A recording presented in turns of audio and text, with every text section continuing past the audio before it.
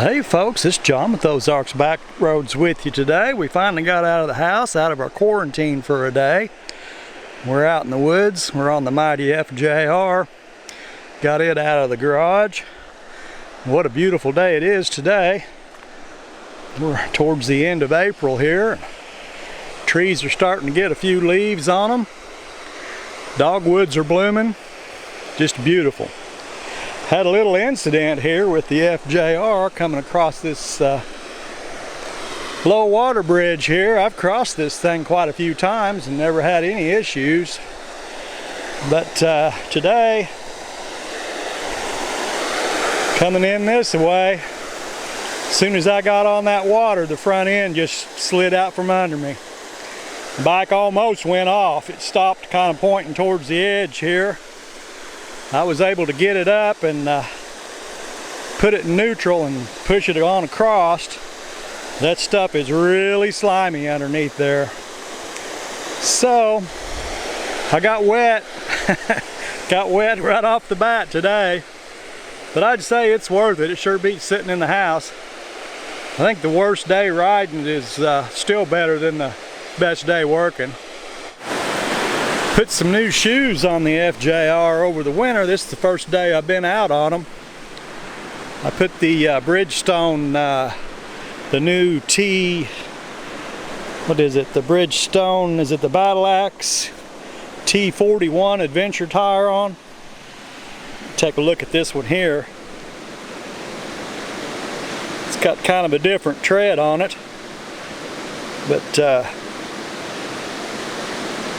I'd originally bought this set of tires for another bike I had, an adventure bike, and I wound up selling that bike before I ever put the tires on it, so I just went ahead and threw them on the FJR here. Yeah, you can kind of see the tread pattern there. Bridgestone says these tires it's the same tire as their new T31, their touring tire. They say the only difference in them is the way the tread's cut in them. Other than that, they're exactly the same. It's a dual compound, supposed to be a high mileage tire. So we'll see how the A41s do on the FJR this year if we ever get to go anywhere. That's kind of a bummer, man. It's the first time I've ever dropped this FJR. And kind of sucks. But did a little bit of damage to it as well. This mirror caught the concrete right here. You can see it. Yeah, you can see a scratch right here on this mirror. I think that's just water. The very bottom of the pannier right here got a scuff on it. That's the first time I've ever scuffed a pannier on an FJR. I used to always have the hoops back here that came out and protected these, and they quit making those. I wasn't able to find a set. I've got the crash bars on up here, which the bike rolled up on, but when it did, it rolled up on the bottom of this pannier back here. So there you go. She's not a virgin no more. But all in all, it could have been a whole lot worse, so I'm not going to complain too much. I'm all wet. My whole right side went in the water. We'll dry out, get a little air moving on us. Ooh, it'll be a good day. So I hope everybody's doing well with this Wuhan plague that's engulfed the world. Hope nobody's been affected by that. It's the shits for sure. But so far, me and my family, nobody I even know's had any issues with it. But all right. Yeah, so nobody I even know's had any issues with that, but you know, we're just getting going on this. This is the end of April. And here in the Midwest, we ain't even hit the peak yet. Now they're saying we could have, I guess I need that windshield up. Now they're saying we're likely to have second and third waves. Similar to what China, they got a big second wave going across the north right now. They're shutting everything back down again. And so this deal may go on until we get a vaccine to combat this thing, get people vaccinated. So that could be a year. So, you know, you can't stay in the house for a year. We're all gonna have to learn to deal with this thing. I have a mask with a filter in it, an N95 HEPA filter. So that's what I wear if I have to, when I go to the store or if I'm gonna be around any people. I've been wearing that. And it's a pain in the ass. I have to change the filter when I get home and wash the mask every time, and I probably ought to get some more. But it's washable, so I wash it and change the filter. I'm pretty lucky here in the Ozarks. Our population is so sparse that you can go out and do stuff and not see anybody. You don't have to talk to anybody or be around people. It's not like that everywhere. If you live in a city, you're just stuck. You know, if you go out, you're going to be around people. Well, that's not good, or it wouldn't be for, I wouldn't think it would be. But anyhow, I hope everybody's doing well, and I think life's going to change. It's going to be a little different for at least the next year or so, next foreseeable future. Here's a dogwood that's already bloomed and got leaves coming on it. It's starting to go from white to green, looks like. So yeah, I think things are going to be a little different from now on. It's not going to be like it used to be. Going to be lots of things different. But I tell you, Amazon has gotten so slow. That's really unfortunate. And I'm hoping they can get their workforce going and get them protected and get it worked out where they can get back to the way they used to be a little bit on their shipping. But right now, the stuff I order, a lot of computer components and stuff for work that I've always ordered through Amazon. You can usually get the cheapest prices on computer parts and what have you. But they're taking so long to ship now that I'm having to go to other vendors. I've got an order on Amazon that's been on 11 days right now. This is the 11th day and it hadn't shipped yet. So you can't do business like that. But hopefully they'll get that. I'm hopeful that they'll overcome this and get it going again. Get that shipping time back. You know, I can understand a couple of 2 or 3 days maybe before they ship something, but man, 11 days, that's just, I can't operate like that. I think as long as the feller checks them low water bridges that's got water on them before he crosses them, why, everything will be okay. And I knew better than to do that, but you know,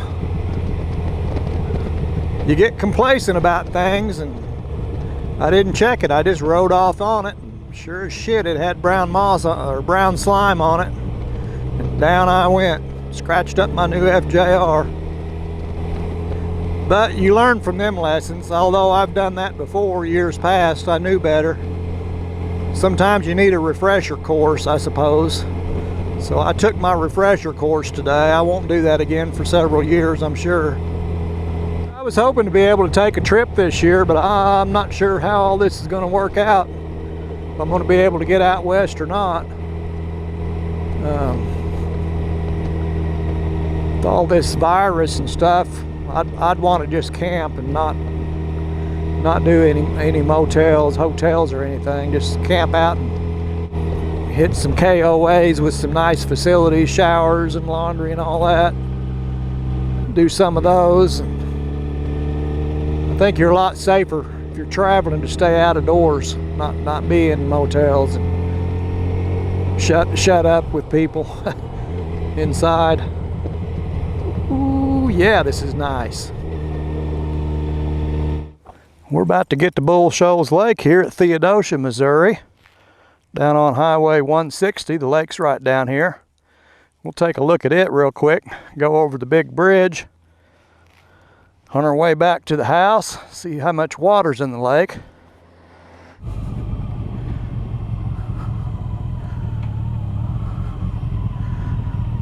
So yeah, there's quite a bit of water in the lake right now.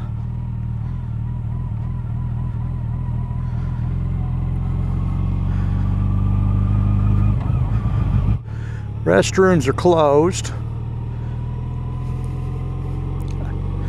and the restaurant up here, this is kind of the main restaurant in town, or one of them. There's only a couple of restaurants in this little town, but now it's closed, so I can't pee or eat. That's not good. Yeah, we got our bridge here. Our old bridge got repainted, sandblasted and repainted a few years back. It's looking pretty good.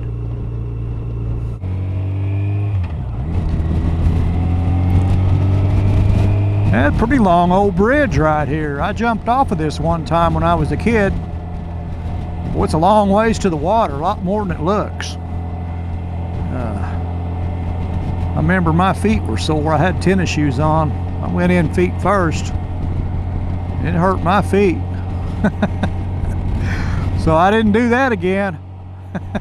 I still remember that. I won't have to relearn that lesson. Yeah, there's an old church here that I've never stopped at. I've seen it several times. Thought we'd stop and get a picture of this. I'd say this thing's been here for a week or two. She's a beauty.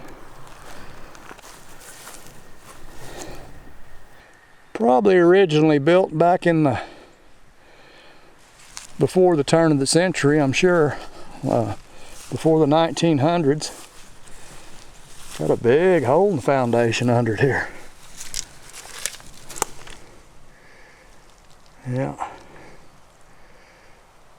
Yeah, you can see the foundation, how it is on the inside. It's not smooth like it is on the outside. They just faced one side of the blocks for the exterior and left them whichever way on the inside. Of course, they've put storm windows over that. Looks like the original windows with storm windows over them to protect them. That one's all gone, busted out. Some big timbers. These floor joists are, oh boy, 14, 16 inches tall there. Pretty tall. Big stuff. They don't saw timber like that anymore. They put a tin roof on it at some point. Yeah, this wind is out. They're just kind of letting it go. You can see the floor joists are rotting away.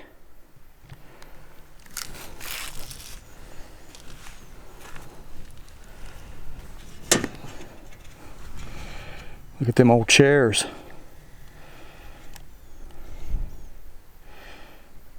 Them old fold up wrought iron frame chairs. This was a school too. There's an old blackboard. So it was a schoolhouse and a church probably. What else is in here? That's about it. We're about to make it home.